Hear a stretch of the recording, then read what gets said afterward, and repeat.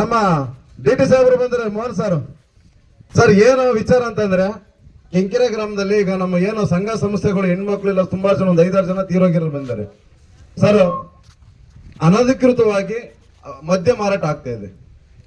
ಇದು ಸಂಪೂರ್ಣವಾಗಿ ನಿಲ್ಬೇಕು. ಇಲ್ಲಿಂದ ಈ ಕಡೆಗೆ ನೋಡಿ ಸರ್ ಅವಕಾಶ ಕೊಟ್ಟಿದ್ದು ನಾವೆಲ್ಲ ಅನೌನ್ಸ್ ಮಾಡಿದ್ದು, ಯಾರ ಮೇಲೂ ಯಾರು ಕೇಸ್ ಹಾಕೋದ್ ಬೇಡ. ಈಗ ಅವ್ರಿಗೆ ಗೊತ್ತಿದ್ದು ಮಾಡ್ತಾ ಇದಾರೋ ಗೊತ್ತಿಲ್ದಲ್ಲೇ ಮಾಡ್ತಾ ಇದಾರೋ ಇಲ್ಲ ಅವ್ರಿಗೆ ಅದಕ್ಕೆ ಕಸುಬು ಮಾಡ್ಕೊಂಡಿದಾರೋ ಅದಕ್ಕೆ ಗೊತ್ತಿಲ್ಲ ಸರ್. ಇನ್ನು ನಾಳೆಯಿಂದ ಯಾರು ಮಾಡಿದ್ರೆ ಸೂಕ್ತ ಕ್ರಮ ಕೈಗೊಳ್ಳಬೇಕು.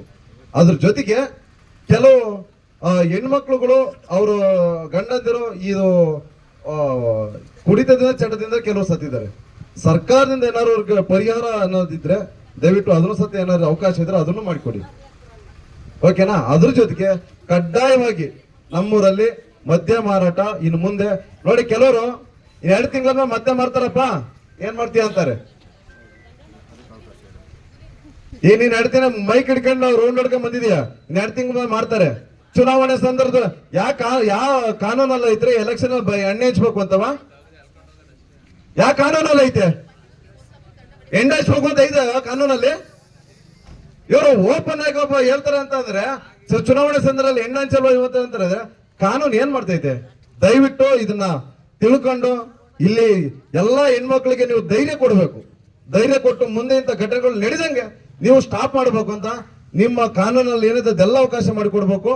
ಆ ಸಂಬಂಧಪಟ್ಟ ಅಬಕಾರಿ ಇಲಾಖೆಯವರು ಮೇಡಮ್ ಅವ್ರು ಬರ್ಬೇಕು ಅಂತ ನಮ್ಮ ಗ್ರಾಮಸ್ಥರು ಹಿಡ್ಕೊಂಡಿದ್ದಾರೆ.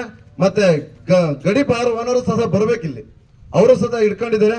ಅವ್ರು ಬಂದ ಮೇಲೆ ಕೆಲವು ಸಮಸ್ಯೆಗಳು ಬಗೆಹರಿಸಿ ನಾವು ಆವಾಗ ಮಾತ್ರ ನಮ್ಮ ಜನ ಈ ಮನವಿ ಕೊಟ್ಟು ನಾವು ಹಿಂದೆ ತಕ್ಕೊಂತೀವಿ.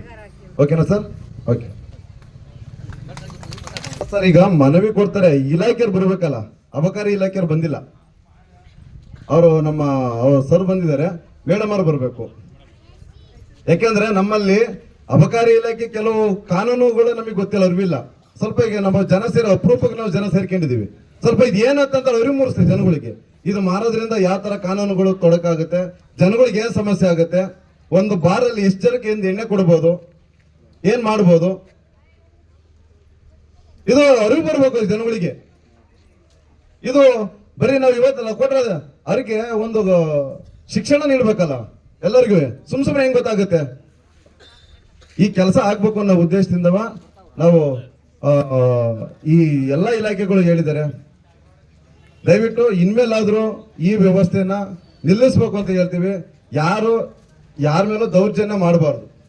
ಏನೋ 4 ಜನ ಒಳ್ಳೆ ಕೆಲಸ ಮಾಡ್ತಾರೆ ಅಂದ್ರೆ ಯಾರೇ ಮಾಡ್ಲಿ ಕೈ ಜೋಡ್ಸೋಣ, ತಪ್ಪು ನಾನೇ ಮಾಡ್ಲಿ ಅದನ್ನ ವಿರೋಧನ ಖಂಡಿಸೋಣ.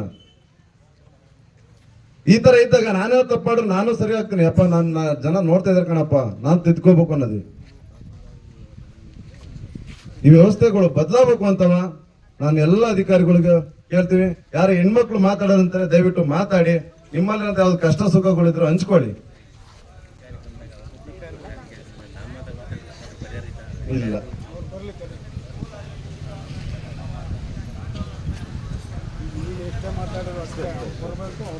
ಯಾಕಪ್ಪ ಶಶಿಧರ್